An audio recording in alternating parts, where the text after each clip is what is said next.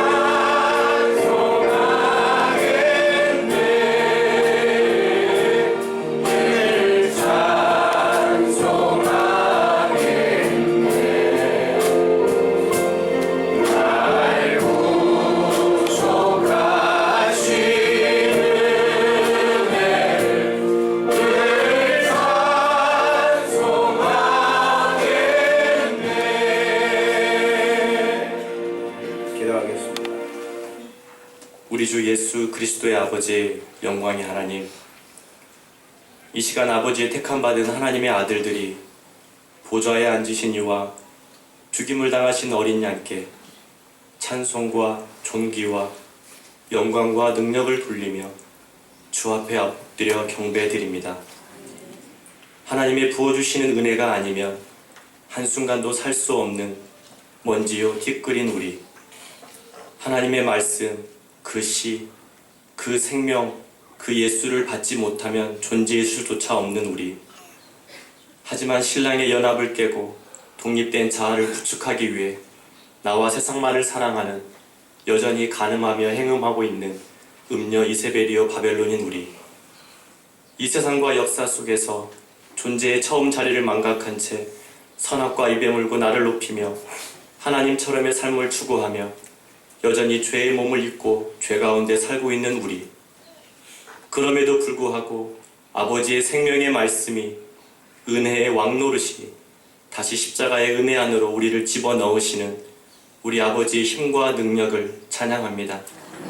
이 모든 것들은 광야 같은 세상, 우리의 인생과 역사 속에서 하나님의 예정과 작정과 섭리와 경륜 가운데 우리에게 하나님이 누구이신지를 말씀을 통해 깨닫게 하시고 가르치시며 그 하나님의 은혜의 영광을 찬송하는 자로 만드시기 위함임을 우리는 믿습니다.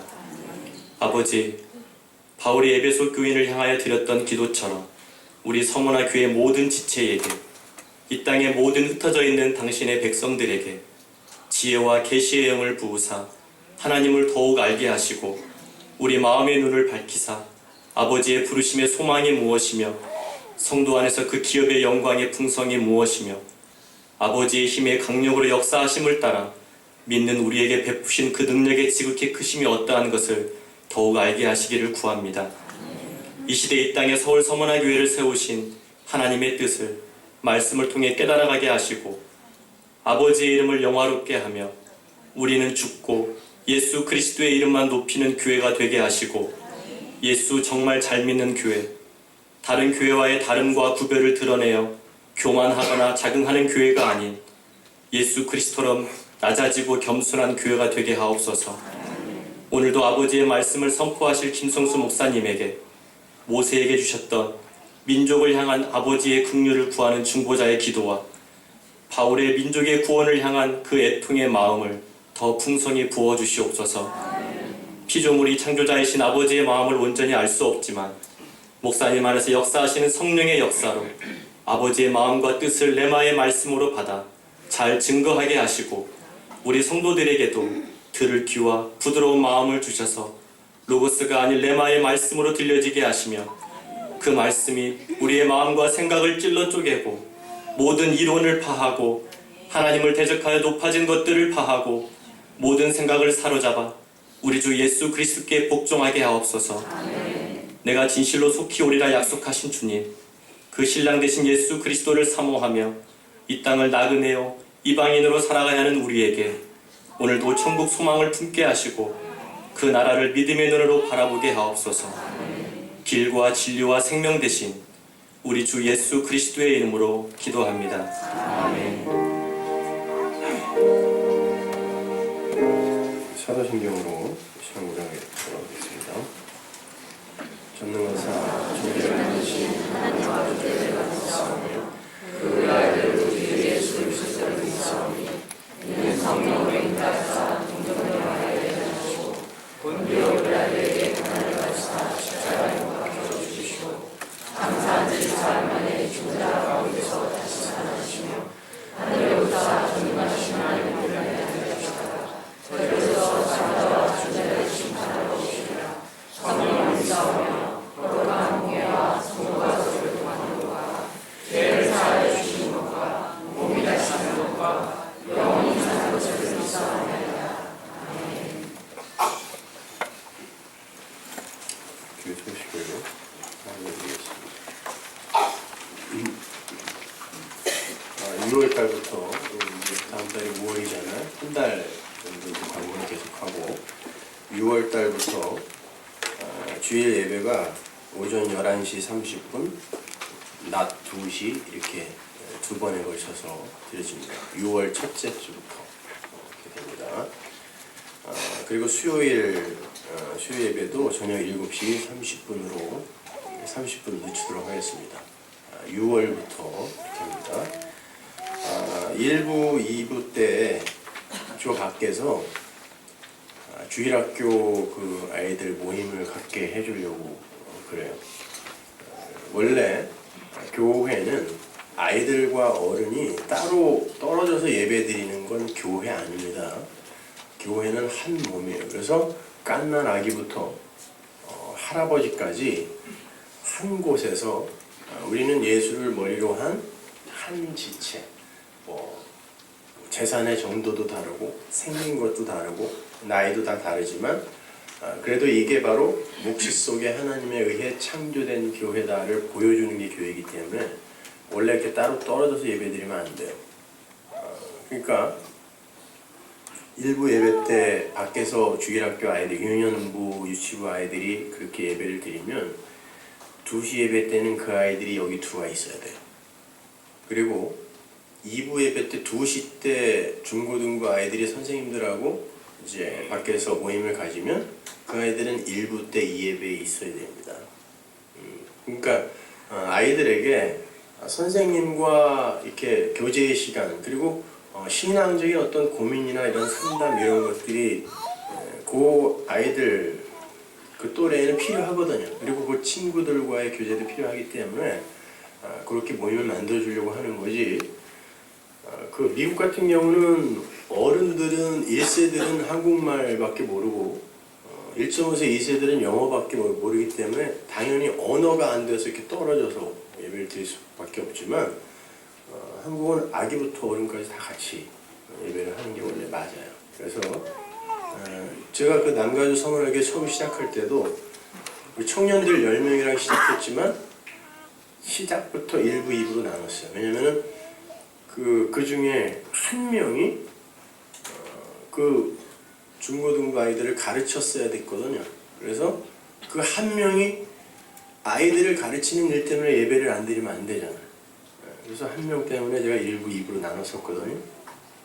마찬가지로 우리가 지금 뭐 미어 터져서 자리가 모자라서 이렇게 나누는 게 아니라 사실 뭐 지금 앉을 자리도 없기는 하지만 그것보다는 그렇게 한 명이라도 일 때문에 봉사 때문에 예배를 참석 못하는 것은 저희 교회에서는 있어서는 안 돼요. 그러니까 그렇게 6월부터 1부, 2부 이렇게 나눠서 하겠습니다. 그리고 주일날 그 어린이들을 케어하실 분들 지금 보니까 유치부 유년부는 선생님들이 굉장히 많이 지원을 하셨어요. 그래서 괜찮은데 이제 중고등부 선생님들 팀을 셋업해야 돼요. 그래서 그것도 이렇게 자원해 주실 분들 안내 데스크에다가 이렇게 문의를 해주세요. 그래서 중고등부 그 또래 아이들이 그때가 되게 중요하거든요. 저도 주일학교 때 선생님이 한 이야기 지금 다 기억나요. 그것 때문에 아주 신앙생활하기 되게 골치 아팠죠. 너무 엉터리를 들어가고. 그러니까 지금 잘 가르쳐요. 다른 거는 주로 참조하시고요. 말씀 나누겠습니다.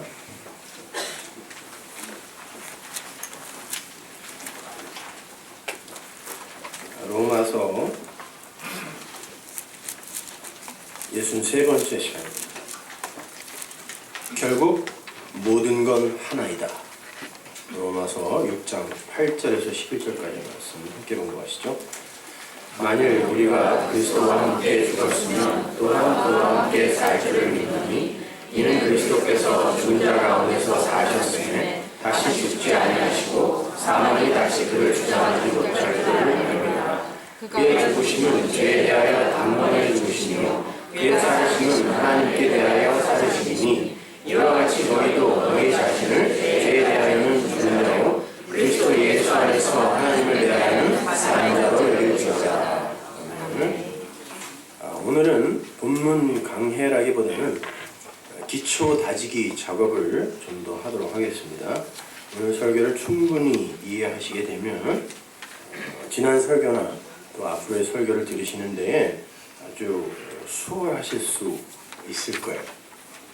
제가 요즘 라틴어하고 아람어 공부를 하고 있는데 히브리어 헬라어 가지고는 사실 성경을 해석하기가 좀 부족해요. 그래서 라틴어 아람어를 공부를 하는데 그걸 보면서 고서적들을 찾아보니까 맞아요. 성경은 절대 법이 아니에요. 그러니까 이거를 다 공부하게 되면 수메르어까지 공부를 해서 여러분들에게 진짜 하도 쉬운 분들이 많으니까 증거를 계속 해줄 거예요. 나이 50이 되도록 이렇게 고3처럼 공부해야 하는 이 팔짱을 보려고 생각합니다. 그러니까 여러분들 자꾸 뭐 저하고 뭐 밥 먹자 뭐 이런 거 그런 거 하지 마세요. 자꾸 친해지려고 이 신비주의니 뭐니 자꾸 우리 목사는 설교만 하고 싹 도망간다고. 목사랑 친해져서 뭐 하려고 그래요? 여러분은 제가 밖에 나와 있으면 자꾸 사무실로 집어 넣어야 돼요. 가서 공부하라고. 왜 나와 있냐고. 그러니까 특별한 일 아니면 신방 같은 것도 부르지 마시고요. 여러분과 제가 인간적으로 말씀이 아닌 인간적으로 자꾸 이렇게 친해지다 보면 여러분은 저와의 관계에 따라 말씀과의 관계를 맺게 돼요. 그래서 여러분이 저에게 혹시 실망을 하거나 아니면 제가 여러분에게 별로 친하게 안 대주잖아요? 그럼 말씀하고도 멀어지게 돼요. 왜 그런 일을 자초하시려고 해요? 예수님하고 친해지세요. 논어 수리편에 보면요, 수리불작이라는 말이 나와요. 진리를 말하되 네 말로 창작하지 말아라, 이런 뜻이에요. 진리만 말하라 라는 거죠. 그런데 기독교에서의 진리는 하나님입니다. 보이지 않아요. 그래서 들을 귀가 없는 인간들에게 진리를 말하면 짜증이 돼요. 왜 나에 대해 이야기해 주지 않고 보이지도 않는 진리에 대해서만 이야기하냐는 거죠. 그러니까 나의 인격, 나의 행위, 나의 가치, 나의 성숙, 나의 변화 뭐 이런 거에 대해서 이야기를 하라는 거예요. 그건 보이니까. 그래서 진리만을 전해야 하는 학자들이나 설교자들이 인간들의 구미에 맞는 창작에 돌입하죠. 왜 성경에도 나오잖아요. 마지막 때가 되면 사람들이 듣고 싶은 말을 듣기 위해 엉뚱한 스승을 모신다 그러잖아요. 사도 바울이 얘기했잖아요. 그러니까 재미있는 예화나 웃기는 이야기나 이슈가 되는 사건들이나 감동적인 간증, 또 두 주먹 불 끈지게 만드는 선동적 연설 등등 진리와는 상관없는 이야기들을 나열하면서 사람들의 감정을 움직이려고 애를 쓰게 되는 거예요. 사람들은 그러한 창작 열의에 감동합니다. 박수를 보내요. 눈물을 훔치면서 결단을 하기도 하죠. 그런데 그러한 감동과 박수와 결단은 진리와는 아무 상관없는 거예요. 그는 다른 종교에도 다 있는 거예요. 불교 설법을 들어도 두 주먹 불 끈지는 결단이 있습니다. 착하게 살자, 이 세상에 눈두지 말자. 이 불교인들도 다 하는 거예요, 이거는요. 근데 정작 진리를 알게 된 이들은 진리 이외에 다른 말에 관심이 없어요. 뉴스를 봐도 나오고 도덕책을 봐도 나오고 교양 영화에도 나오는 그런 종류의 이야기에는 관심이 없어요. 심지어 불쾌해합니다. 이런 귀한 시간을 그런 잡다한 세상 이야기 듣는 것으로 때우는 것이 못내 아쉬워요. 진리를 알고 나서 TV나 신문 나도 안 보는데 목사는 자꾸 그 얘기를 해주면 어떻게 되는 거죠? 그래서 설교를 하다 보면 회중이 정확하게 두 부류로 갈라지는 걸 감지할 수 있어요. 분명히 진리이신 예수를 이야기를 하는데 다른 반응이 나와요. 예수의 이야기도 나의 유익에, 나의 가치 향상에 도움이 되는 방향으로 해달라는 사람들과 그냥 그 예수 이야기로 나는 됐습니다 라는 두 부류로 갈라져요. 왜 그런 분리가 생기는가 하면 한쪽은 아직도 예수를 섬김의 대상으로 너의 상태로 보고 있기 때문이고, 다른 한쪽은 이미 예수와 하나가 되어서 그 존재됨을 누리고 있기 때문에 그래요. 굉장히 중요한 거예요. 이거는요. 이건 사활을 걸 만큼 중요한 사안이에요. 우리가 예배당에 앉아있지만 여전히 종교인으로 머무느냐 성도로 변화하느냐, 이건 이 문제에 달린 거예요. 여러분, 예수님께서 제자들을 향해 우리라는 말을 자주 쓰죠. 사도 바울도 우리라는 말을 자주 써요. 우리는 나와 너가 함께 모여서 우리가 되는 거야. 우리라는 말은 그 자체가 그 안에 있는 자들이 전부 나여야 돼요. 나. 나와 상대 대척점에 있는 너와 내가 그 안에 들어있으면 이거는 우리로 묶이지가 않아요. 여러분이 예수님을 지금도 너의 자리에 두고 있다면 여러분은 예수와 연합 상태가 아닌 거예요. 중요한 얘기예요. 여러분 잘 들어보세요. 오늘 본문을 보시면 사도 바울이 집요하게 우리와 예수를 함께 묶어버리죠. 예수가 죽을 때 우리도 죽었고, 예수가 살아나셨을 때 우리도 그 안에서 함께 살아났다는 거예요. 그렇다면 우리가 무엇으로 살아난 거예요? 여러분 살아나셨어요? 첫 번째 부활에 참여하셨죠? 그러니까 뭘로 살아난 거예요? 예수 안에서 살아났다면 예수로 살아난 거예요. 그래서 하나님 앞에 산자가 되었다라고 지금 사도 바울이 본문에서 이야기하거든요. 근데 산자가 됐다라는 것은 생명을 얻었다는 건데, 생명은, 하늘 생명은 오직 어디에만 있다 그래요? 요한복음에서 예수 안에만 있다 그래요. 그 안에 생명이 있다 그래요. 그러니까 그 밖은 다 죽음이에요. 사망이에요. 그러니까 그 예수의 생명을 우리가 지금 공유하게 되었다는 말인데, 그리스도를 머리로 한 그리스도라는 이름의 어떤 존재의 지체가 된 거예요. 그러면 그도 바로 그리스도로 살아난 거예요. 그 그리스도라는 말 자체가 기름 부음을 받은 자인데, 여러분 기름 부음 받은 자죠. 성령의 기름. 그게 그리스도라는 뜻이에요. 여러분, 여러분이 그렇게 됐다니까요. 지금 우리는 예수 안에서 그리스도가 됐어요. 성령의 기름 부음을 받은 자, 그리스도인. 그게 하나님에 대하여 살아난 자들의 현실이에요. 그래서 주님께서도 너희가 나보다 더 큰 일을 할 것이다 라고 이야기를 하는 거예요. 그리스도로 옷 입은 우리가 그리스도가 하신 일을 이 땅에서 하게 된다는 말이에요. 그게 뭐예요? 진리가 되어서, 예수님이 자기가 진리라고 했으니까 내가 진리가 되어 진리를 전하여 누군가를 살리는 일을 우리가 하게 돼요. 단순히 전도나 선교의 이야기가 아니에요. 이거는요, 하나님의 은혜로 말미암아 예수와 나가 연합이 되어서 새로운 나가 된 거예요. 그 안에는 예수와 내가 같이 들어있어요. 이걸 세 번째 성전이라 그래요.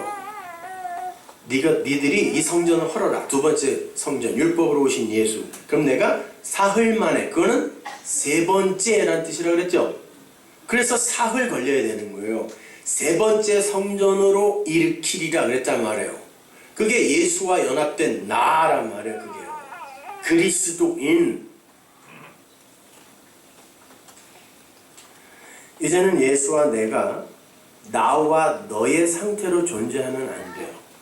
그게 뭐라 그랬어요? 수요일날 제가 목이 터지게 얘기했는데, 그게 이혼이라 그랬죠. 나와 너로 존재하면, 여자가 신랑의 갈비뼈 이 안에 함몰되어 있을 때 사람인데 여기서 빠져나가 독립적 존재가 되면 그게 이혼이요 간음이라 그랬잖아요. 예?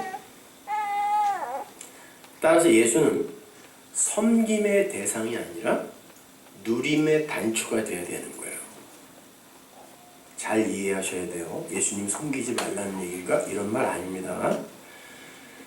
그런데 예수를 여전히 너의 자리에 멀찌감치 떨어뜨려 놓고 섬김의 대상으로만 삼는 이들이 태반이에요. 자유롭지 못하는 거예요. 그러니까 십자가도 여전히 나와는 아무 상관이 없죠.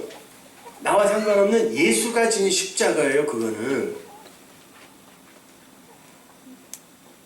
그래서 패션 오브 더 크라이스트 이런 영화를 보면서 얼마나 아프셨을까 그러면서 우는 거예요. 고난주간을 이렇게 그냥 힘들게 보내는 거예요. 그게 내 일이 아니거든요. 내 밖에 어떤 존재가 한 일이고 나는 그걸 그냥 안타까움의 대상으로 보고 앉아 있는 거예요.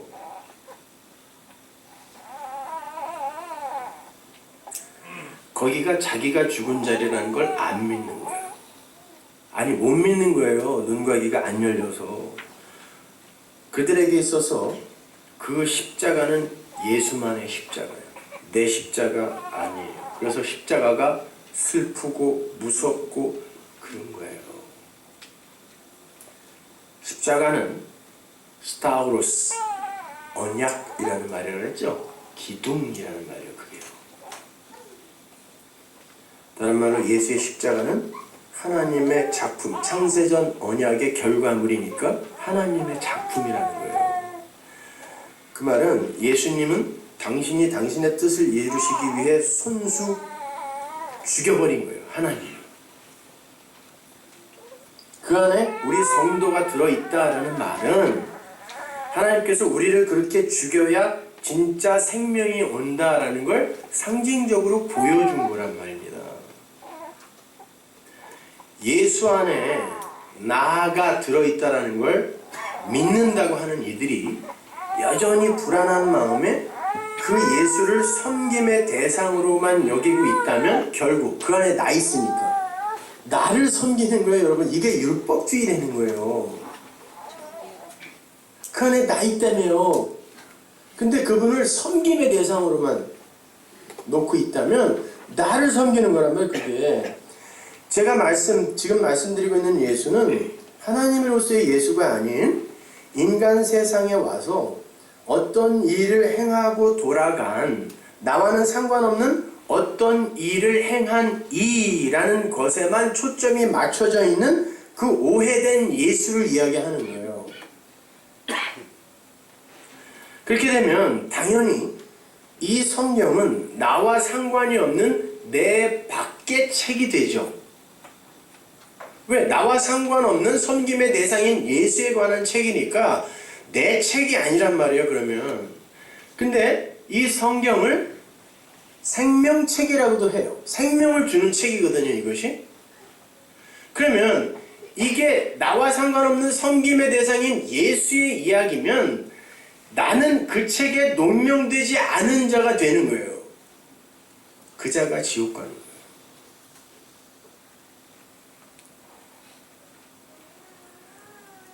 여러분, 우리는 성경을 읽을 때 그 전체를 나로 읽어야 돼요. 우리의 이야기, 교회의 이야기예요. 그렇게 진리는 나를 죽이고 새로운 피조물로서의 나로 즉시 살려내는 힘이 있어요. 그걸 부활이라고 해요. 죽음과 부활은 따로 떨어져서 시간을 두고 차례차례 일어나는 게 아니라 죽음이 곧 부활이에요. 살아나는 거예요. 죽는 게 살아나는 거예요. 하나님 앞에서의 그 존재의 죽음, 그 처음 자리로의 회귀이죠. 왜? 모든 것이 없음, 죽음의 상태였거든요. 그래야 거기서 창조가 일어나는데 이것들이 살아있는 척하니까 창조가 드러나지를 않는 거예요. 영광을 못 받는 거예요. 이 창조의 능력이. 죽음과 부활은 하나예요. 죽은 사람이 산 사람이에요. 육신이 죽으면 묵시 속에서 즉시 사는 것처럼 무덤 안에서 여러분 잠자고 기다리는 거 아니에요. 시간 밖으로 나가자마자 거긴 시간과 상관없는 영원이기 때문에 거긴 기다림이 없어요. 따라서 죽으면 사는 거예요, 여러분요.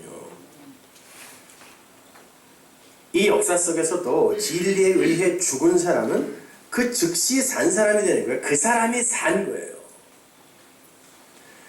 성도의 무덤이 곧 천국 문이에요. 그래서 하나님도 성도의 죽음을 귀하게 보신다라고 하는 거예요. 예수님의 무덤 열고 들어갔더니 그 안에 천사들이 있었죠. 천국은 무덤문 밖에 있다는 거 보여준 거예요. 아브라함이 평생 하나님에게 끌려다니다가 결국 무덤 하나 건지고 죽었잖아요. 얼마나 불쌍해 보여요. 아니요. 천국문 열고 간 거예요. 그게 다예요. 성도는. 거기에 아브라함의 후손. 아브라함은 누구? 믿음의 조상이니까 성도들이 다 묻히는 거예요. 그 무덤에. 왜? 천국 들어가려고요. 그게 교회라니까요. 제가 예를 하나 들어드릴게요. 창세기 21장으로 가면 아브라함과 사라에게 약속의 후손인 이삭이 주어지는 장면이 나오고 율법을 상징하는 이스마엘이 그 은혜의 아들을 희롱하는 그림이 나오죠. 은혜는 항상 율법에게 희롱당하게 되어 있다라는 그런 역사 속 성도들의 현실을 잘 그려놓은 거예요. 복음은 항상 율법에게 조롱의 대상이 돼요. 겉으로 보기에는 이 율법주의자들이 훨씬 멋있어 보여요. 가치 있어 보이기 때문에. 자, 그리고는 율법인 이스마엘이 하나님에 의해 믿음의 조상 아브라함의 집에서 쫓겨나죠. 하나님이 쫓아내라 그래요. 결국에는 율법이 은혜에 의해 축출이 되는 거예요. 그런데 바로 그 밑에 붙어있는 이야기가 좀 어색하지 않으셨어요? 갑자기 아브라함과 이방인인 아비멜렉의 언약의 장면이 나오죠. 그리고는 그 다음 장이 아브라함이 약속의 후손 이삭의 심장에 칼을 꽂는 모리아산의 사건이 이어진단 말이에요. 도대체 이게 무슨 관계가 있길래 여기에 그 아브라함과 아비멜렉의 언약의 장면, 그리고 거기를 부엘세바라고 이름 짓잖아요. 그게 여기에 등장하는 것일까? 여러분이 아시는 것처럼 광야의 우물은 생명과 관계된 아주 중요한 거예요. 그래서 광야의 물, 광야의 우물, 이건 종종 하나님의 말씀으로 비유가 되는 거예요. 그렇죠? 제가 지난 수요예배 때 레마와 로고스의 개념에 대해서 잠깐 설명을 해드렸습니다. 레마는 어떻게 말로 설명하거나 그려낼 수 없는 그 진리 자체, 그걸 이야기한다면 로고스는 그걸 성문화하여 담은 그릇에 비유해드렸어요. 근데 사람들은 이걸 레마를 받아들이지 못하고 로고스, 그냥 표피적으로 받아들여 그걸 법으로 읽게 되는 거란 말이에요. 거기서 레마의 동사형인 레오가 말하다라는 표피적 뜻도 있지만 그건 흐르다라는 뜻이에요. 레마는 위에서 아래로 흐르는 거예요. 그래서 은혜의 비, 왜 은혜의 비라 그러냐면 위에서 아래로 흘러내리기 때문에 그런 거예요. 그래서 흐르는 물, 진리의 말씀에 씻겨지지 않으면 부정한 자다 그러는 거예요. 성경을 보면 부정한 건 다 어디에 씻으라 그래요? 물에 씻으라 그러는데 무슨 물? 흐르는 물에 씻으라 그래요. 그게 레오예요. 레마예요. 말씀에 씻지 않으면 다 부정한 거예요. 그래서 이스라엘이 요단강을 건너서 가나안으로 들어가는 거고 나아만이 요단강에 들어가서 씻는 거예요. 요단이라는 말이 요르단이 흐르다라는 뜻이에요. 그 아래의 물, 이 바다는 저주와 심판을 상징하지만 위의 물, 아래로 흘러내리는 위의 물, 창세기 두 번째 날 물이 위아래로 갈라졌잖아요. 위의 물은 하나님의 말씀, 그 진리를 이야기한단 말이에요. 아래의 물은 정확하게 위의 물을 흉내내는 물이에요. 그러나 그 물, 아래 바다는 다시 있지 않은 상태로 이제 멸해지죠. 계시록에 가면 다시 바다가 있지 않겠고, 그리고 유리 바다만 천상에 남아 있어요. 유리로 된 바다라는 얘기 아닙니다. 진리의 말씀만 남는 거예요. 물. 요한계시록에서 용이 물을 뿜어서 여자를 떠내려가게 하는 장면이 바로 아래의 물, 비진리, 엉터리 말씀 이런 걸로 여자를 죽이려 하는 마귀의 행사를 가리키는 거란 말이에요. 아래의 물. 아모스서를 보면 홍수에 먹을 물이 없다라는 말이 나오잖아요. 그 말은 이 세상에 말씀이라고 이름 붙여진 것들이 각 교회에서 홍수처럼 쏟아지는데 인터넷만 들어가면 수만 편이 나와요. 정작 사람을 살릴 수 있는 생수가 없더라라는 그런 말이에요. 그러니까 엉터리 말의 홍수는 곧 기근이라는 말과 동일한 말이에요. 그게 거기에 다 떠내려가고 있는 거예요. 엘리야 때 기근이 일어납니다. 얼마 동안? 3년 반. 3년 반은 예수님의 공생의 기간이에요. 로고스로 오신 예수. 그분이 말씀을 홍수처럼 쏟아냈는데 아무도 못 알아들었어요. 기근이에요, 그것이. 근데 그분이 가신 다음에 성령의 비가 내리자 비로소 사람들이 살아나죠. 그 이야기 하는 거예요, 엘리야의 이야기는요. 그래서 3년 반 있다가 비가 오는 거예요.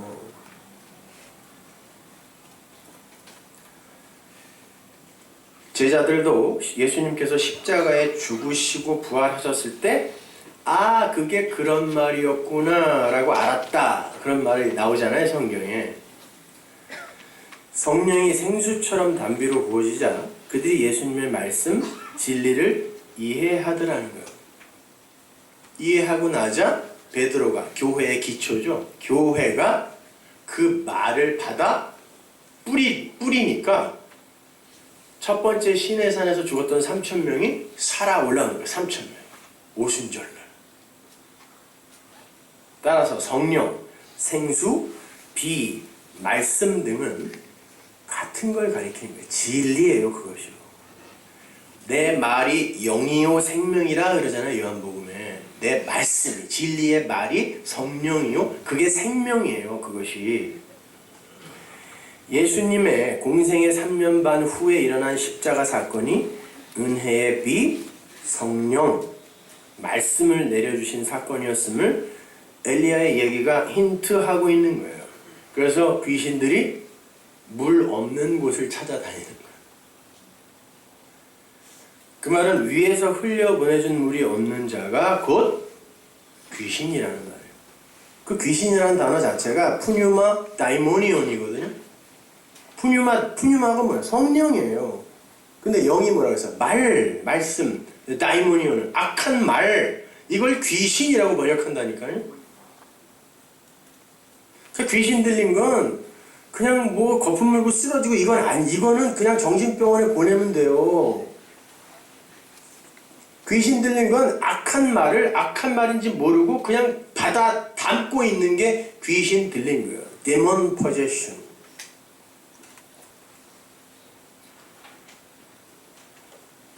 말씀의 모양은 가지고 있는데 아래의 말의 수준에서 이해되어지는 율법의 말, 이게 귀신 들린 거예요. 그건 성경이 그냥 소리라 그래요. 에코. 에코는 뭐냐면 노래방 가서 웡웡웡 울리는 게 에코라. 앵무새의 말, 의미 없는 말 이런 뜻이에요. 앵무새가 막 따라한다고 그거 뜻 알고 얘기해요? 몰라요. 그러니까 주인한테 욕지거리하고 그러는 거예요. 그런 말을 가지고 있는 자들을 성경이 귀신이라 그래요. 푸뉴마 다이모니온. 근데 이제 이 땅에 성령이 오셨어요. 우리는 이 광야 교회에서 말씀의 비를 얼마든지 맞을 수 있는 그런 시대에 살고 있는 거예요. 지금이 요한계시록에서 말하는 한때, 두때, 반때의 기간이고 더하면 몇? 3년 반, 42달의 기간이고 이거 나누면 3년 반, 1262일의 기간이고 3년 반의 기간인 거예요. 계시록에 그렇게 나누어 나오지만 다 똑같은 거예요. 말씀이 떨어지는데 그 말씀이 다 곡해가 되어서 기근인 상태. 그런데 그 중에 레마로 알아듣는 이들이 있어요. 그래서 엘리야의 그 기근의 이야기 중간에 사르밧 과부의 이야기가 들어가 있는 거예요. 그 과부는 밀가루 한 줌을 가진 완전히 텅 비어진 털린 여자예요. 이제 그 밀가루 한 줌 먹으면 죽어요. 자기는 이거 먹고 죽음으로 들어가야 한다는 것을 알고 있어요. 나는 죽는구나, 이제 내 존재라는 게 이거구나 라고 알고 있는데 거기에 하나님의 은혜가 임합니다. 그랬더니 그 기근의 와중에 그녀의 집에만 음식이 차고 넘치죠. 기름과 밀가루가. 흉년과 풍년이 극명하게 대조가 되고 있는 거예요. 세상 모두가 다 흉년 기근인데 어떤 집에만 풍년이 일어나요. 열왕기상 17장 14절 보세요. 이스라엘 하나님 여호와의 말씀이 나 여호와가 비를 지면에 내리는 날까지 그 통의 가루는 다하지 아니하고 그 병의 기름은 없어지지 아니하리라 하셨느니라. 이제 마지막에 하나님 나라가 완료된 하나님 나라가 우리에게 주어지고 이제 은혜로 가득 차게 되는 그 나라 오기 전에도 이미 그렇게 말씀으로 은혜의 비로 살아나는 이가 있다라는 그런 이야기예요. 그런데 그 일이 일어나기 전에 여인에게 어떤 일이 일어나야 돼요? 마지막 갖고 있던 밀가루를 뺏겨야 돼요, 하나님한테. 그건 죽음이에요. 이거 먹고 나면 난 죽습니다. 근데 그걸 뺏으면 어떻게 하는 거예요? 죽이는 거예요, 그게요. 네가 죽어야 풍년이 온다는 뜻이에요. 엘리야가 무슨 밀가루 떡에 환장을 해서 그걸 뺏어 먹은 게 아니라니까요. 죽음인 거예요, 죽음. 성도는 예수에 의해 살아나는 존재들이기 때문에 이 역사 속에서의 생명의 근거는 다 뺏겨야 되는 거예요. 이게 너 살려주는 거 아니야를 가르쳐주기 위해 밀가루 그 한 줌을 뺏어버린다니까요. 그래서 그 여자의 아들이 죽었다가 살아나는 거예요. 십자가죠. 그 진리의 현실을 그 여자가 정확히 깨달아 알게 돼요. 열왕기상 17장 24절 여인이 엘리야에게 이르되 내가 이제야 당신은 하나님의 사람이시오 당신의 입에 있는 여호와의 말씀이 진리인 줄 아노라. 이 이야기가 이렇게 끝나는 거 아셨어요? 진리의 말씀의 이야기란 말이에요. 이거는요. 이게 이 모든 게 나에게 일어난 이 상황, 이 그림이 다 요게 진리의 말씀, 복음, 요게 십자가군요. 알았다는 거예요, 이 여자가요.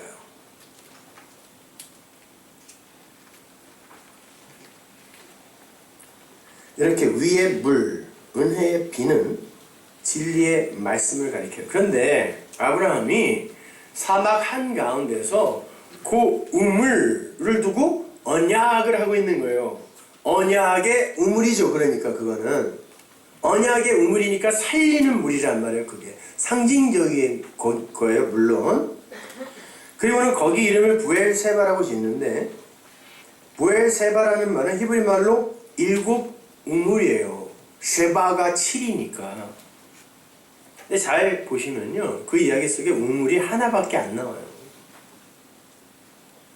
7개 우물을 여기저기 돌아다니면서 하는 게 아니라 우물 하나밖에 없어요. 그리고 아브라함 당시에는 아라비아 숫자가 없었습니다. 그러니까 쉐바를 7로 해석하면 안 돼요.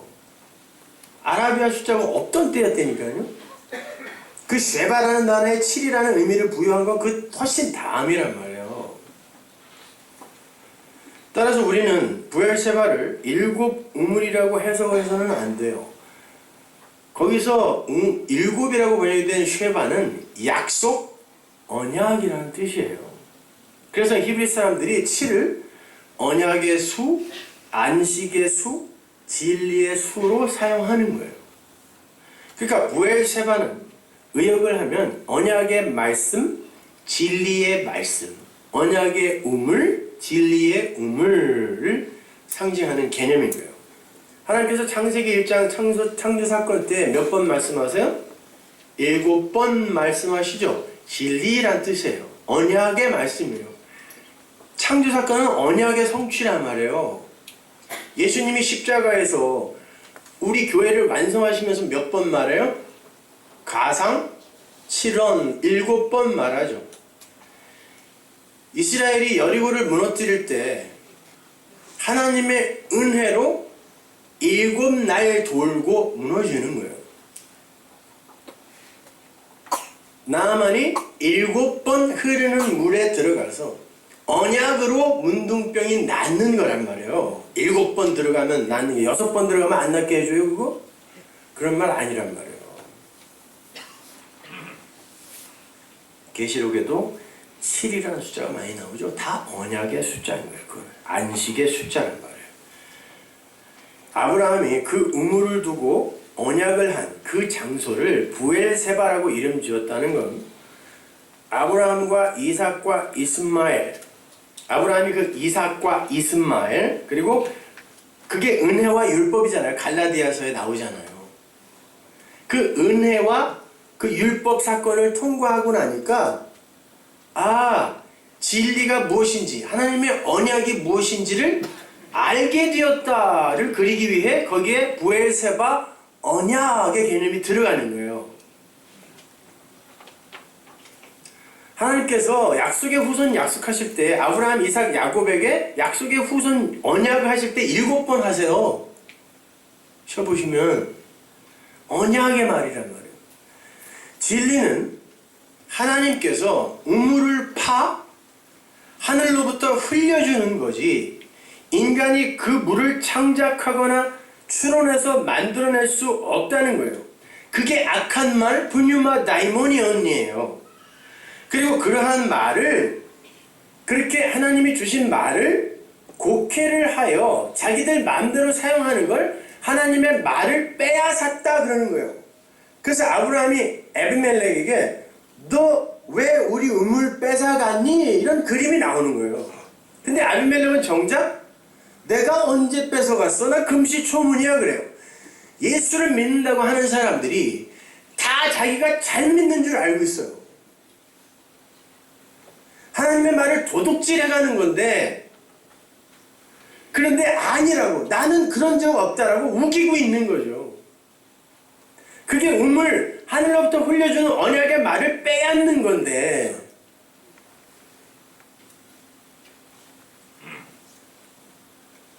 그때 아브라함이 7 어린 양을 언약의 장소에 등장시켜요.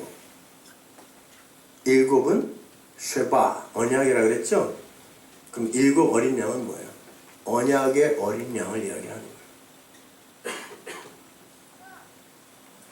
그리고는 그 언약의 어린 양을 증거로 이 우물은 내가 판 거야 라고 말을 해요. 하나님의 우물, 진리의 말씀은 오직 십자가의 어린 양으로만 증거될 수 있다라는 거예요. 그래서 이 우물은 내가 판 거야 라고 하고는 어린 양, 언약의 양을 거기다 갖다 들이대는 거란 말이에요. 거기에서 우물을 도둑질했던 아비멜렉에게 어떤 언약이 주어져요? 제발 나를 배신하지 말아주세요 그러죠. 하나님의 말을 도둑질한 자가 제발 나를 배신하지 말아주세요, 날 버리지 말아주세요 그랬을 때 언약의 어린 양을 증거로 하여 나 너 안 버려, 복음의 이야기란 말이에요. 괜히 그 이야기가 거기 들어간 게 아니라 그게 부엘세바의 아비멜렉의 이야기예요. 창세기 21장에 어떻게 끝나는지 보세요. 33절. 아브라함은 부엘세바에 에셀 나무를 심고 거기에서 영생하시는, 이건 영생이라는 영생이라는 하나님 여호와의 이름을 불렀습니다. 그래서 부르다 라고 번역된 카라는 받아들이다, 초청하다 라는 뜻이고, 이름이라고 번역된 셈은 셈, 함, 야벳의 그 셈, 셈이에요. 이게 이름. 그 셈은 빛, 말씀, 그러니까 함이 어둠이거든요. 빛, 말씀으로 해석을 해야 되는 단어예요. 그러니까 33절은 아브라함이 영생이라는 여호와 하나님의 말씀을 진리로 초청했다, 받아들였다, 이렇게 해석을 해도 무방한 거예요. 율법과 은혜의 사건, 이삭과 이스마엘의 사건을 통과하여 진리를 그가 비로소 알게 되었다라는 거예요. 그게 갈라디아서에서 자세히 설명되어 있잖아요. 근데 재미있는 건 아브라함이 블레셋 족속의 땅에서 여러 날을 머물렀다라는 말로 21장에 끝나요. 그게 뭐가 그렇게 중요한 것이기에 굳이 성경에 기록되어 있을까요, 여러분? 하나님은 아브라함이 진리를 알지 못했을 때 계속 베델로 몰아갔어요. 베델에서 나가지마, 나가지마. 벳엘이 뭐야? 벳레헴이 떡집이듯이 벳엘은 하나님의 집이에요. 그러나 상징적인 거죠. 아래에 있는 하나님의 집, 옛 성전, 율법을 가리키는 거예요. 근데 그가 진리를 알고 진리가 되자, 영생이라는 하나님의 말씀을 알게 되자, 아, 약속의 후손은 이렇게 오는 거고 그 아들에 의해 내가 살아나는 거구나 알게 되자, 그가 진리가 되었으므로 그가 있는 곳이 베델이 되는 거예요. 그래서 블레셋에서 머물게 놔둬버려요. 베델에서 드디어 자유롭게 풀려나는 거예요.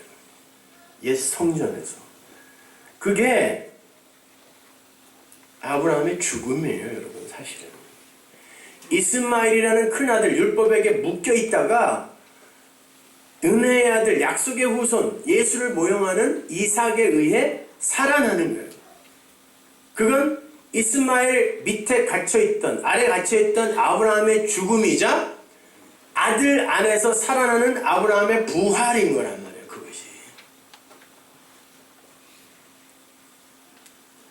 그래서 갈라디아서가 하갈과 이스마엘을 율법과 종의 이야기로 설명을 하고 사라와 이삭을 자유하는 자유자, 자유로 설명을 하는 거예요. 자유.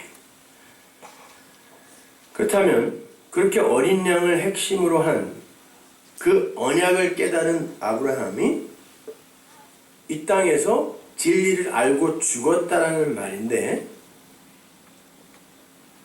그가 아들의 죽음 안에서 죽는 이야기를 22장에서 이제 설명을 하는 거예요. 아브라함의 아들은 이삭이기도 하지만 예수이기도 하죠. 창세기 3장 15절에서 약속된, 언약된 후손이니까 그게요. 그러니까 그 이삭은 예수의 모형이란 말이에요. 그런데 그 누구도 예수를 낳을 수가 없어요. 그래서 그들이 마른 장작 될 때까지 기다리는 거예요. 근데 그들이 누구를 낳아요? 이삭을 낳아요. 약속의 후손을 낳았는데 그게 누구라고 그랬어요? 예수. 그래서 요한계시록에 가면 여자, 교회가 철장으로 만국을 다스릴 아들, 예수를 낳는 거예요. 근데 아브라함은 누구의 모형? 믿음의 조상이니까. 우리의 모형. 예수는 누구의 아들? 여러분의 아들이라니까요? 이게 무슨 소리야 지금 또. 교회가 예수를 낳는다면서요. 그게 무슨 이야기인지는 제가 전에 자세히 설명해 드렸으니까. 그러면 그 예수는 누구의 아들이에요? 여러분의 아들이에요. 교회의 아들이에요. 그런데 예수님이 22장에서 그 아들을 모리아산으로 데리고 가서 죽여라! 그런다니까요. 잘 키워서 네가 사용해 먹어라 그러지 않아요.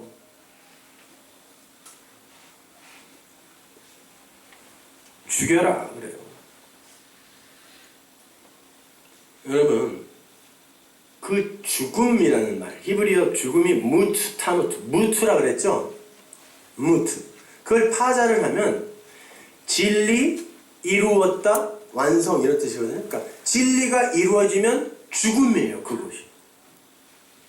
그래서 예수님이 십자가에서 죽으실 때 다 이루었다. 이게 죽음이라는 단어예요. 그래서 죽으시는 거예요. 무트, 다 이루었다. 진리가 이루어졌다. 그리고 죽으시는 거란 말이에요. 근데 그게 곧 사는 거예요. 그래서 부활하시는 거예요. 그게 영생이란 말이에요. 사는 거예요, 그것이. 그래서 바로 다음 장인 22장에서 아브라함이 이삭을 번제로 드리는 장면이 이어지는 거예요. 아들을 죽이는 거예요. 아들 안에서 아브라함이 죽는 게 복음이란 말입니다. 여러분은 십자가를 보고 통곡할 게 아니라 거기서 그분은 반드시 죽어야 되는 거구나. 아니 내가 끌고 가서 죽여야 되는 거구나. 무슨 말인지 조금 있으면 이해하실 거예요. 그걸 아셔야지 나와 상관없는 어떤 이가 죽은 그걸 보고 슬퍼하는 게 아니란 말이에요.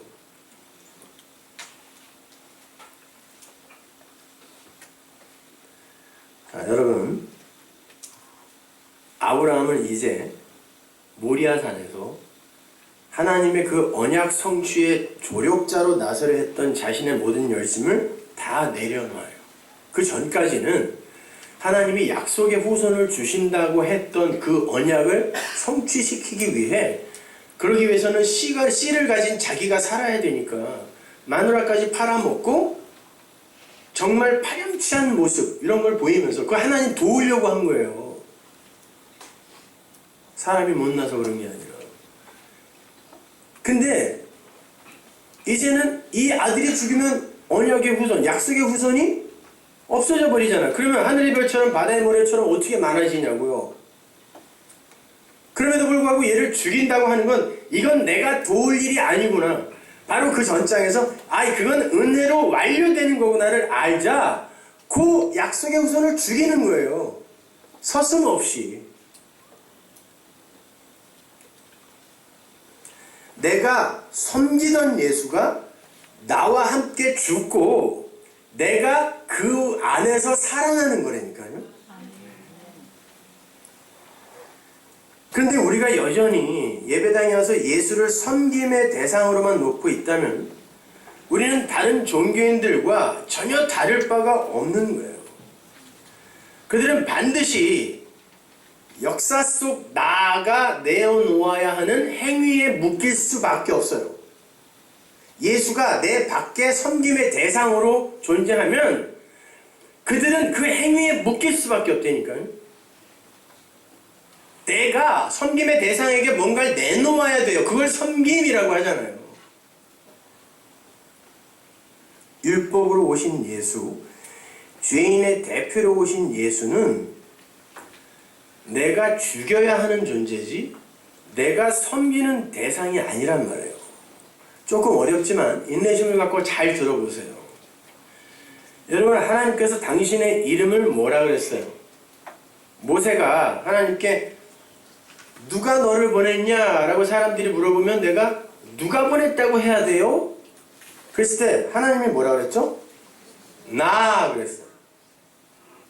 I am who I am. 이건 나야. 나는 나야 그랬어요. 나. 예수님께서도 자기를 나라고 자주 말씀하시죠. 에고 에이미. 나. 그거. 그런데 모세 당시에는요, 나라는 단어나 개념이 없었어요. 굳이 나를 가리킬 땐 이 사람이라고 썼단 말이에요. 나라는 단어가 없었다니까요. 근데 하나님께서 갑자기 나라는 단어로 모세의 상식을 치고 들어오신 거예요. 모세가 그랬겠죠? 나가 뭐야? 나. 지금 하나님은 새로운 나를 제시하시는 거예요. 그 상태에서 모세가 진리이신 하나님의 말씀을 갖고 말씀을 담은 그릇으로 애굽으로 갔어요. 하나님의 말을 전하러. 진리의 말씀을 담고 진리로 간 거예요. 모세는. 그들이 물었습니다. 너 누가 보내서 왔어? 모세가 뭐라고 대답했겠어요? 나 그랬단 말이에요.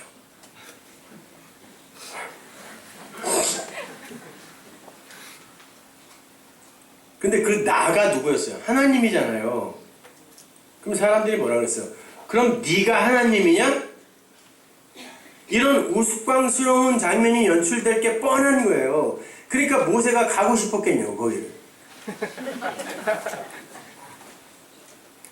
근데 하나님은 기어코 나라는 이름을 주어서 모세를 보내요. 잘 보세요. 나라는 건 하나님의 진리의 말씀을 그대로 받아서 그대로 전하는 그 연합의 상태를 진짜 나라고 하는 거예요. 하나님에게 붙들려서 하나님의 말씀, 진리로 채워진 상태가 진짜 나예요. 그러니까 구원받은 이후의 성도는 하나님과 연합한 상태의 새로운 나란 말이에요. 성도는. 따라서 예수는 섬김의 대상이 아니라 나를 그 나 속으로, 예수라는 그리스도라는 나 속으로 끌어들인 찬송의 대상이란 말이에요. 찬송은 누림이라니까요. 그건 자유란 말이에요. 찬송은 이미 일어난 일에 대한 찬송, 자유. 얽어매는 것이 없는 상태. 반면에 섬김이라는 건 행위를 요구하게 되고 짐이 되며 부담스럽고 무서워요. 그 섬김의 대상, 종교 행위의 대상이 되는 그 예수를 죽여라가 모리아산 22장의 이야기랍니다. 요한복음 16장 16절 보세요. 조금 있으면 너희가 나를 보지 못하겠고 또 조금 있으면 나를 보리라 하신대. 예수님이 하신 말씀. 앞에 나는 십자가 이전의 예수예요. 그 예수는 죽어요. 아니 죽어야 돼요. 그래서 레마로 인식하지 못하게 놔두시고 그들이 직접 그 예수를 죽이게 놔두시는 거예요. 그 나는 죽어야 돼요. 왜 예수님께서 목숨을 걸고 예수님을 지키겠다고 한 베드로에게 넌 나를 3번 부인해야 돼 라고 말씀을 하셨는지 아세요? 마태복음 26장이나 마가복음 14장이나 나오잖아요. 예수님, 세상 사람 다 버려도 저는 주님 버리지 않습니다. 그랬을 때 예수님이 뭐라 그러냐면 네가 오늘 밥 울기 전에 3번 나를 부인할 거야 그래요. 그게 디포넌트 동사인데 중간 디포거든요. 그게 재귀적 의미예요. 강조를 하는 거예요. 너는 나를 3번 부인해야 돼 라는 뜻이에요. 근데 베드로는 아니요 저는 목숨 걸고 지킬 거예요 하고 또다시 이야기를 해요. 근데 그 전에 예수님이 분명히 그 말을 한 베드로에게 이 사탄아 그랬단 말이에요. 근데 베드로는 끝까지 사탄의 노릇을 하는 거예요. 마귀 악한 말이에요. 그게 오해된 말이라니까요. 나는 예수님을 섬길 거예요. 붙들을 거예요. 죽으면 안 돼요 라고 하는데 예수님은 너는 반드시 나를 3번 부인해야 돼. 그래야 살아 라고 이야기하는 거예요. 그래서 이 베드로가 한 번 부인했는데 또다시 일을 만들어서 또 부인하게 만들고 마지막에는 저주하면서 부인하게끔 만드시는 거예요. 상황을요. 그래야 얘가 교회의 기초가 살아나야 되거든요. 얘가요. 반석 베드로 위에 교회를 세운다고 했기 때문에 얘는 그 예수를 부인하고 부정해야 옛 성전에서 재판받고 있는 율법인 예수를 부정해야 섬김의 대상인 그 예수를 부정해야 죽여야 살아나기 때문에 하나님이 굳이 베드로를 그리로 끌고 들어가는 거예요. 성전 안으로. 아무도 못 들어가는데. 그리고는 베드로가 3번 예수를 부인하자 그를 바라보신 거예요. 그래. 내 새끼. 그래야 네가 사는 거야. 여러분 이걸 사랑이라.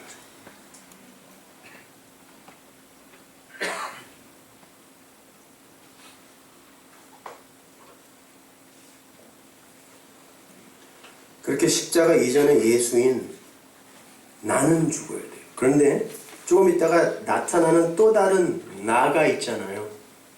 그때는 본다 그러죠. 왜? 성령이 내려오시기 때문에 이제 예수 안에서 내가 살았고 예수와 내가 한 지체로 연합이 되었다는 걸 말씀이 진리의 영이 나를 알려주기 때문에 이제는 그 예수가 보이는 거예요. 레마로. 이게 그 이야기예요. 조금 있으면 나 죽을 거니까 못 볼 거고 조금 있으면 나 도로 살아날 거다. 이 말 아니라니까요. 나. 그 여러분 안에 지금 함께 여러분과 있는 그 나가 보이지 않으면 여러분은 예수 믿는 사람 아닌 거예요.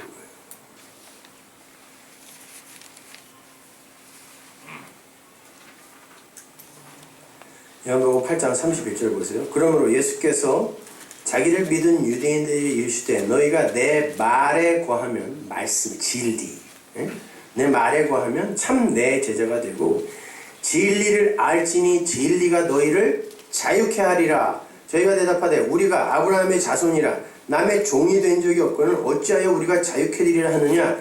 예수께서 대답하시되 진실로 진실로 너희에게 이르노니 죄를 범하는 자마다 죄의 종이라. 종은 영원히 집에 거하지 못하되 아들은 영원히 거하나니 아들은 영원히 거해요. 어디서? 아들 안에서.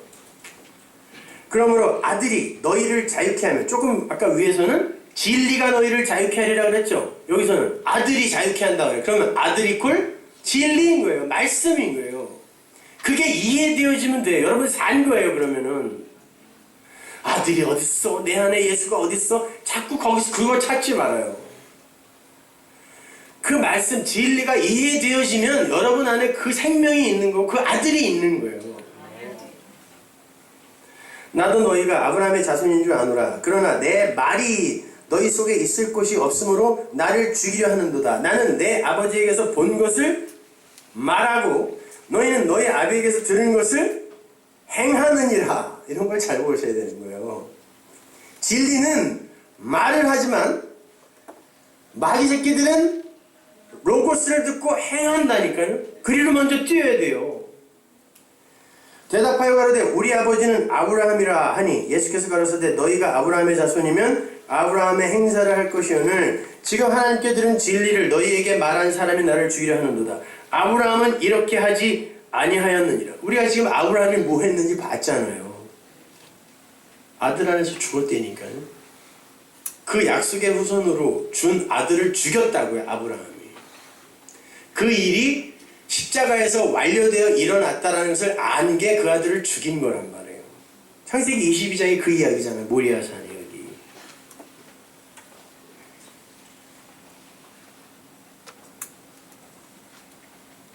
자, 이렇게 주님은 여기에서 말하다와 행하다, 호라오, 랄레오, 포이에오 이런 단어들을 대조하여 사용하고 계세요. 여기서 나는 본 것을 말한다 해서 보다, 이 호라오는 진리로 깨닫는 거예요. 그 눈으로 보는 거라기보다는 진리로 깨닫는 거. 진리로 깨닫는 자는 진리를 말하다, 랄레오는 이렇게 전파하다. 당연히 진리가 된 자는 이게 향기가 되어서 향기를 막는다고 이게 막히지가 않잖아요. 이거는 전파, 랄레오, 전파, 진리의 전파자가 되고 너희 아비에게서 들은 말이라고 그러죠. 여기서 너희 아비는 누구? 마귀의 말, 다이모니온, 악한 말은 행하느니라.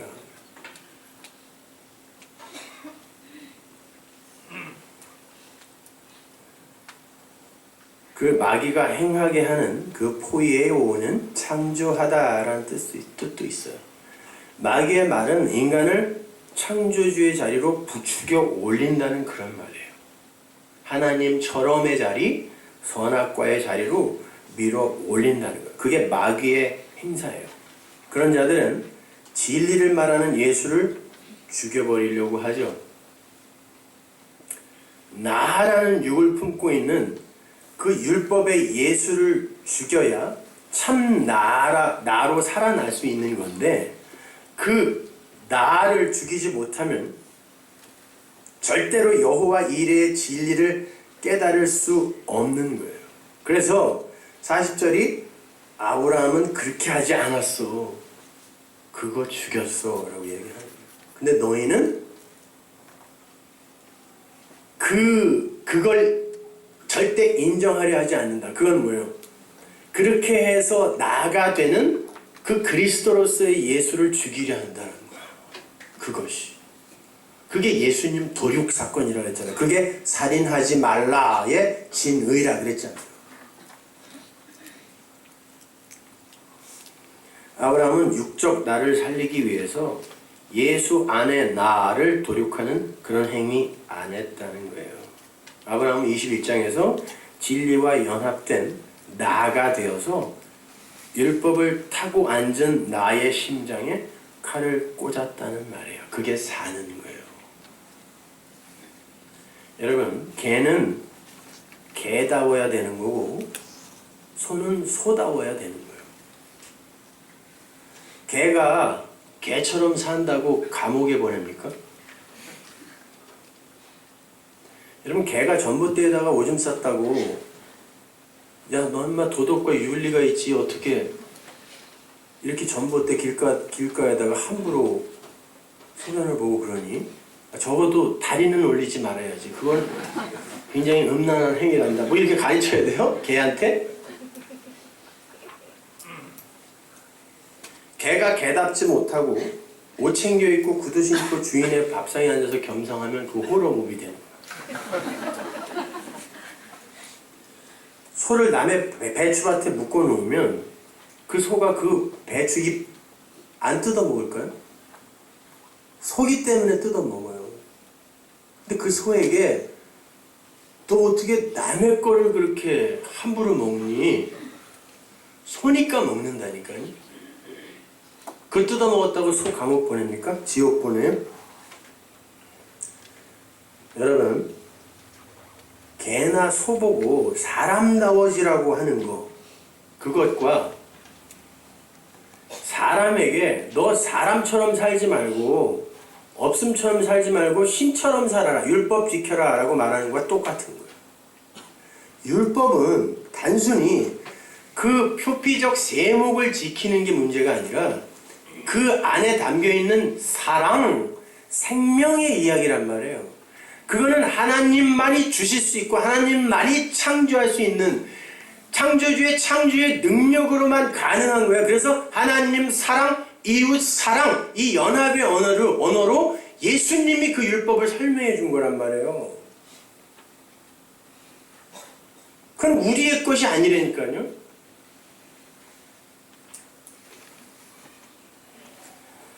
근데 그걸 지키라고 하는 건 인간에게 신을 흉내내는 거 아니에요.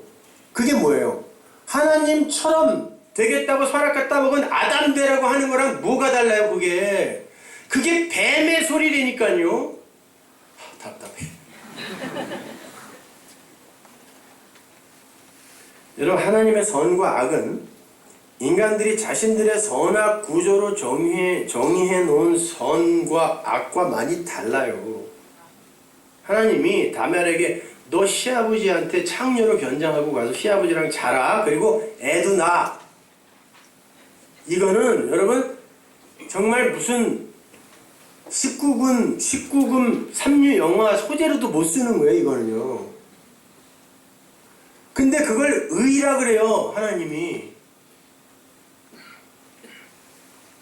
아말렉한테 가서 그 애기까지 씨를 다 말려. 다 죽여버려.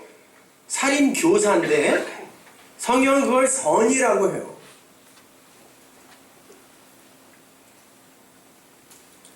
여러분, 하나님이 한 분이라는 개념은 그분 자체가 분리를 용납하지 않으시는 분이라는 뜻이에요. 유독 인간만이 모든 걸 둘로 나누어 판단을 하죠. 왜? 선, 악과를 먹었기 때문에 그래요.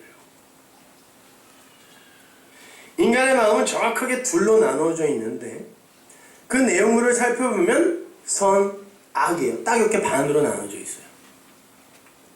그래서 할까 말까, 맞나 틀리나, 이걸로 항상 선택하잖아요, 여러분도. 이게 선악과 먹은 마음이라니까요.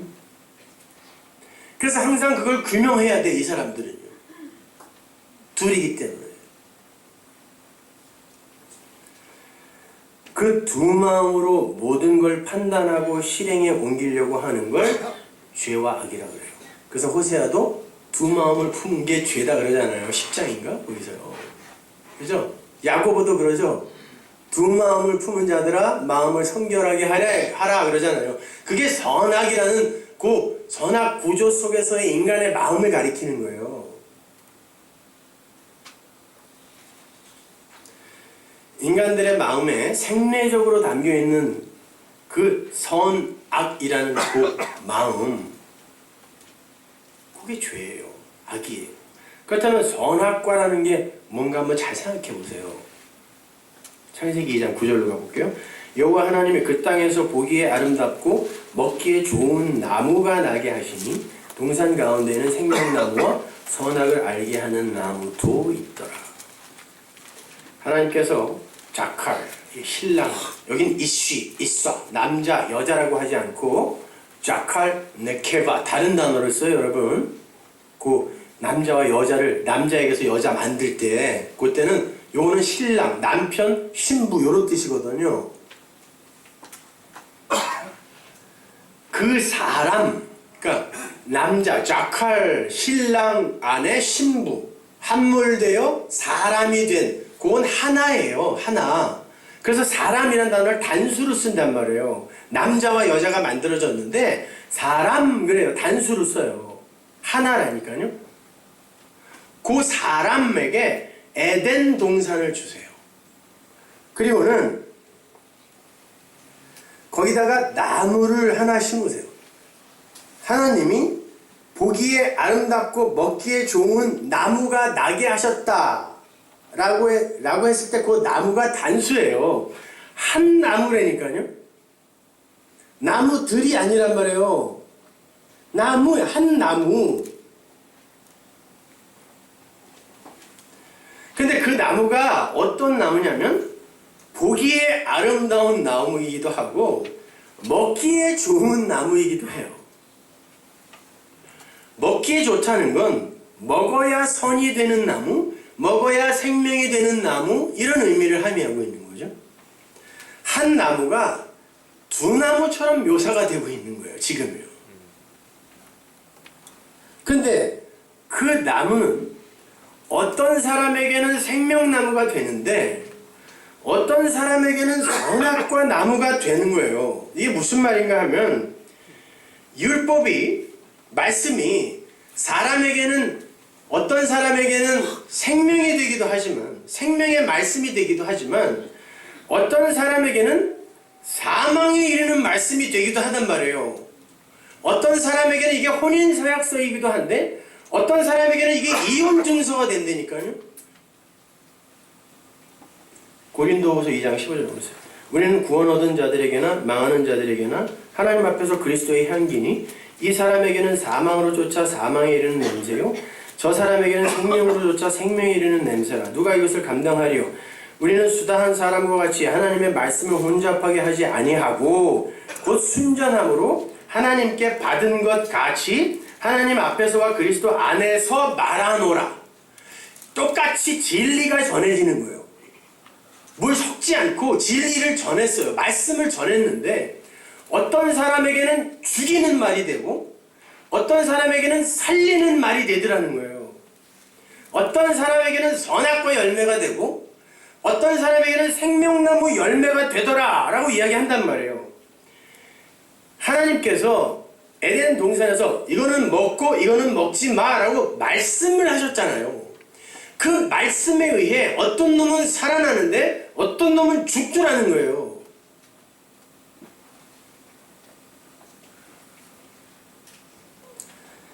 그런데요, 성경을 보면 생명나무 실과는 성소에서 흐르는 넘쳐나는 물에 의해 나중에 맺혀요. 그래서 예수님을 부활의 처음 익은 열매라고 하죠. 그걸 먹어야 사는 거예요. 그래서 그게 생명나무 열매란 말이에요. 그리고 선지서나 구약에 보면 열매가 익을 때 따먹어라 그러죠.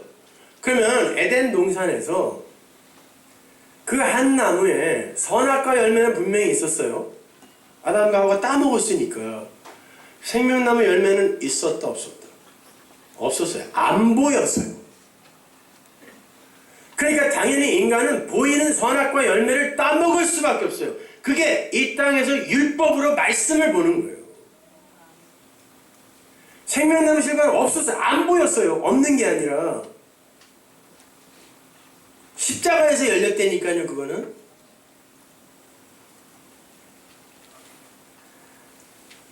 하나님께서 눈에 보이는 그 선악과 열매는 절대 따먹지 말라 그러시고, 아직 열리지도 않은 생명나무 실과는 반드시 먹어라 그래요.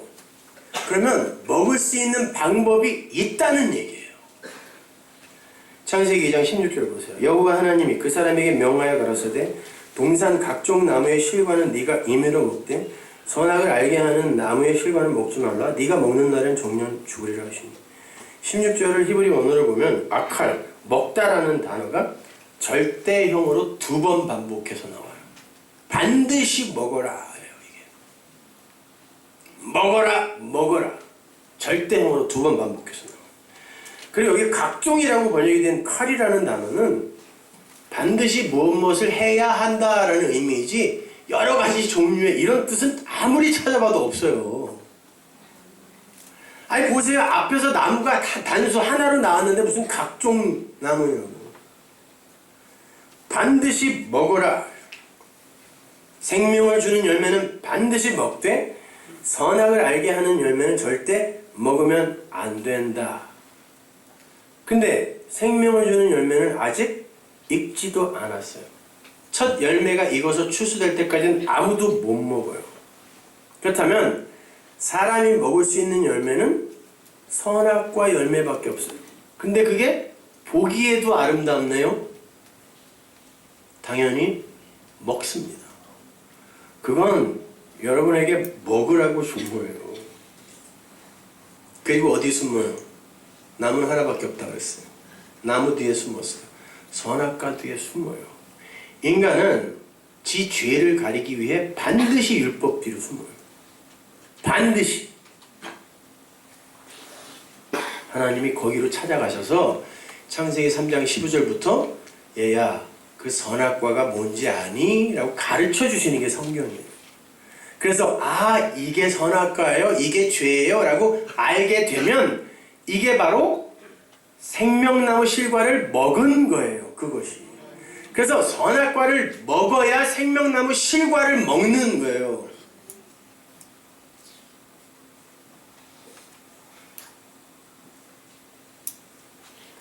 그러니까 생명나무 실과를 먹기 위해선 반드시 선악과 열매를 먹어야 되는 거예요. 의는 다른 게 아니에요. 선악과가 뭔지, 죄가 뭔지 아는 걸 의라 그래요.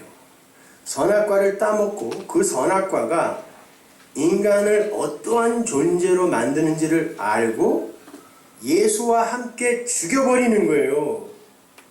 그 예수와 연합된 그 아들을 죽여버리고 하나님이 살리는 아들로 창조되는 거란 말이에요.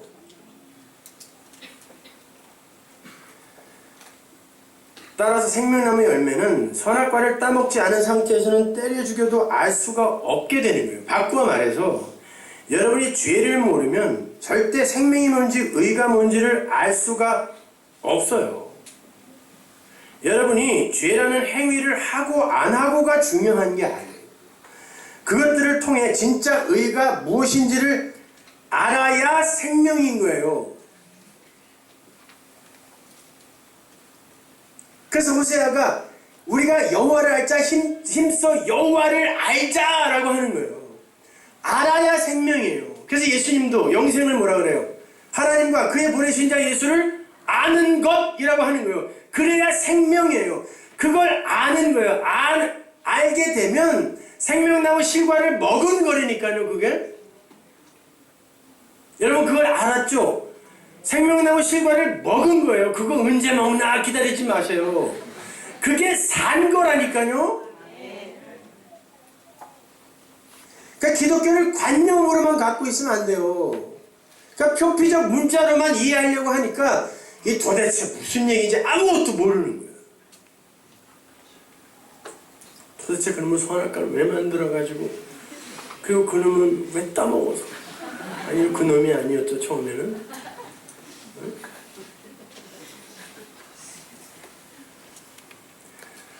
따라서 여러분은 반드시 죄를 짓게 돼 있어요. 그래서 하나님이 구원을 받은 사람도 죄 아래 놔두시는 거예요. 그게 옳다는 게 아니에요. 그걸 통하여 선악과가 뭔지 죄가 뭔지를 알게 해주세요. 그때 여러분은 그것으로 생명을 얻을 수 있어요. 그러니까 생명의 열매라는 건 진리의 말씀인 거예요. 그걸 알아먹으면 생명의 열매를 먹은 거란 말이에요. 하나님의 말씀을 법으로 보고 사람다움을 성취하는 도구로 보게 되면 그는 선악과를 먹고 무트타무트의 세계, 정령 죽으리라의 세계로 들어가게 되는 자인 거고, 그 말씀을 법으로 따먹고서는 모든 인간은 육을 입고 오기 때문에 처음엔 다 법으로 선악과로 따먹게 돼 있어요. 말씀을 던지면 누구도, 복음을 안다고 하는 우리도 여전히 시시때때로 그걸 법으로 받아들이고 불안해할 때가 있다니까요. 죽는 날까지 해결되는 게 아니에요. 그거는요, 법으로 받아들이고 따먹고는 이건 아니구나, 이건 내가 도구로 삼아서 내 존재를 구축하고 함양하려고 준 게 아니라, 우리는 말씀을 주면 그걸로 나를 어떻게 하면 근사한 존재로 만들까, 여기에 사용하려고 하잖아요. 그러니까 자꾸 적용을 이야기해달라고 그러잖아요. 어떻게 살아야 됩니까? 뭘 어떻게 살아요? 여기서 천년만년 살 거면 어떻게 살라는 걸 하나님이 가르쳐 주시겠죠. 근데 이건 멸해버린다는데 여기서 어떻게 사는 걸 왜 가르쳐 주겠냐고요, 하나님이. 근데 전부 그걸 물어요, 마음속으로. 어떻게 살라는 거냐고. 아니, 살아났다니까요.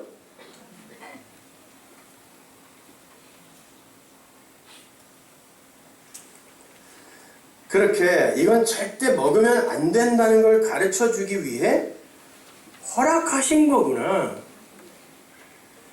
그렇게 육의 죽음의 자리로 가는 걸 생명나무 실과를 따먹는 것이라고 하는 거예요. 그걸 믿음이라고 하잖아요. 그래서 믿음은 보지 못하는 것의 증거라고 하는 거예요. 안 보이는 거예요. 생명나무 실과는 안 보였다니까요.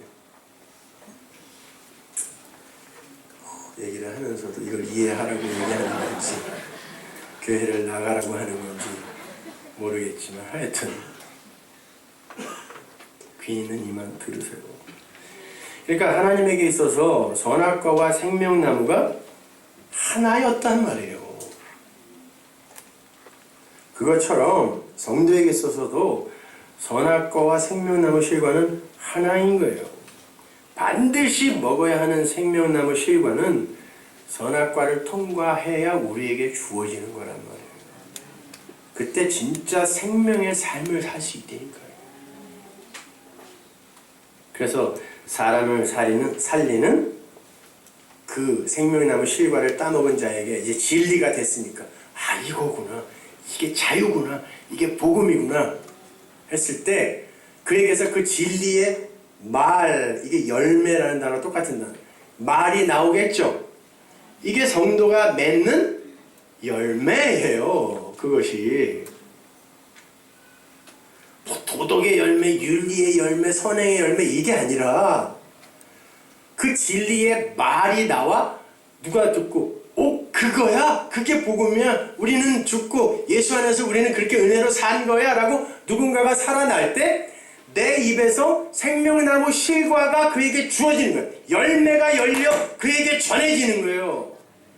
그걸 전도라고 합니다.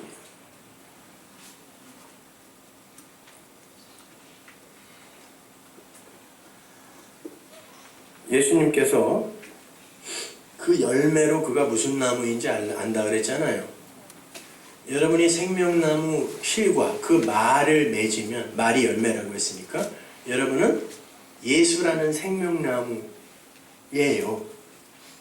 근데 다이모니언, 푸뉴마 다이모니안, 귀신의 말, 이걸 내놓고 있다면 여러분은 선악과예요. 그냥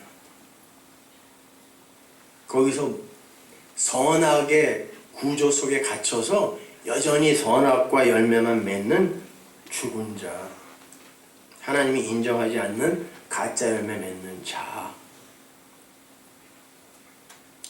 여러분은 정말 하나님과 연합돼서 I am who I am, 나가 되어 계세요? 아니면 여전히 불안해서 좀처럼 뭘 하지 않으면 안절부절하는 너희로 머물고 계십니까?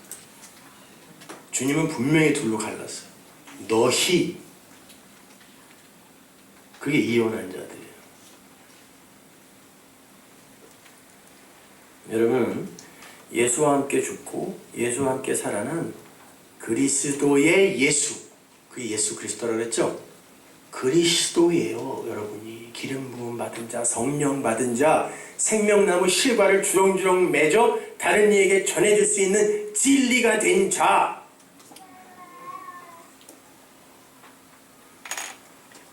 그걸 아는 사람들이 막 산다고요? 데리고 오세요. 그 사람 좀 제발. 그래, 그럼 이제 막 살까? 이게 진짜 깨달은 거겠냐? 여러분, 이 지구의 생명은 태양에 달려있죠. 태양에 의해 지구는 끌려다니는 거예요. 근데 여러분, 태양이 일초에 400만 톤씩 죽어가는 거 아세요? 어느 순간부터 뭐 그렇게 된 게 아니라 태양은 그렇게 지어졌어요. 일초에 400만 톤씩 태양은 죽어요. 폭발한다고요. 근데 태양은 융합을 하는 거기 때문에, 유전자이기 때문에 죽어갈수록 커져요. 400만 톤씩 커지는 거예요. 죽으면 죽을수록. 그러면 여러분, 이 태양이 지금 죽어간다는 건 그 태양이 생명을 쥐고 있는 지구는 반드시 죽는다는 얘기죠. 태양이 그렇게 지어졌다니까요. 1초에 어김없이 400만 톤씩 죽어가요. 근데 점점 커져. 그러면 이 태양이 점점 커지면서 지구와 가까워지면 여기는 어떻게 된다? 불덩이 되는 거예요. 그래서 불로 멸망한다고 하는데 이 메커니즘을 보시란 말이에요. 빛이신 하나님이 죽어요. 자기를 비워 우리를 살리는데 어떤 방식으로 살리냐면 태양이 점점 커지면서 이것들을 먹어서 태양화시키는 거예요. 이건요. 그런데 태양은 죽어가는 건데 그 안에 죽어서 들어간 자들이 태양으로 사는 이 메커니즘이란 말이에요. 이것이. 그러니까 여러분이 살기 위해선 하나님의 죽음을, 그분이 자기를 비워 나를 살렸다는 걸 믿는 그 믿음의 성도는 그 하나님의 죽음이 나를 삼켜야 내가 하나님으로 산다라는 걸 아는 거예요. 그런데 이게 얼마나 힘드냐면 태양이 지구를 불태우는 것만큼 뜨거워요. 그래서 불같은 시련이라고 하는 거예요. 여러분이 신앙생활을 통해 그렇게 하나님이라는 빛, 태양으로 함몰되어 가는 건 뜨거운 거예요. 그래서 고난이라고 하는 거예요. 그래서 고통이라고 하는 거예요. 그러나 그게 사는 거예요. 죽어야 사는 거예요. 그러니까 여러분이 지금 살고 계신 이 삶이 옳은 거예요. 힘들죠? 어렵지 않습니까? 나는 행복해 죽겠어 막 이런 사람이 있어요. 예수를 믿고 나니까 막 행복해 미칠 것 같아. 단 한순간도 슬퍼진 적이 없어, 우울한 적이 없어. 이런 사람 개인적으로 교무실로 오세요. 그 사람이 집중 관리가 필요한 사람. 그렇지 않아요. 힘들어요. 많이 힘들어요. 그래서 차라리 하나님 차라리 날 좀 떠나주세요. 너무 뜨겁습니다. 이런 고백이 여러분 입에서 나와야 돼요. 아니면 여러분은 복음을 삶으로 산 분이 아니에요. 우리 예수님도 뜨거워 그러고 가셨는데 우리가 뭔데 날마다 행복해서 어쩔 줄 모르면서 이 세상을 사냐고. 예수님이 뜨거워 그러고 갔다니까요. 십자가 위에서. 그게 무죄예요. 진리가 여러분 안에서 이루어질수록 여러분은 점점 고립될 것이고 점점 공격을 받을 거예요. 그러나 그게 사는 길이니까 조금만 참으세요. 지금까지의 삶이 눈 한 번 꿈쩍했더니 여기 왔죠? 한 번 더 꿈쩍하면 가는 거예요. 그렇게 길지 않아요. 잘 견디십시오. 기도하겠습니다. 하나님 은혜를 감사합니다. 아버지 하나님, 죽어야 산다라는 이 역설을 어찌 세상이 이해하겠습니까? 세상의 모든 종교와 반대 방향으로 가는 이 기독교를 누가 옳다 인정하겠습니까? 하지만 귀가 열린 자들이 있고 눈이 열린 자들이 있습니다. 아버지, 그들이 얼마나 외로운 길을 가게 될지는 아버지께서 이렇게 구구절절히 말씀을 해놓으셨사오니 아버지께서 친히 그들을 위로하옵소서. 진리로 복음으로 위로해 주옵소서. 예수님의 이름으로 기도합니다. 다시 나셔서 찬송 말씀 뵙시다.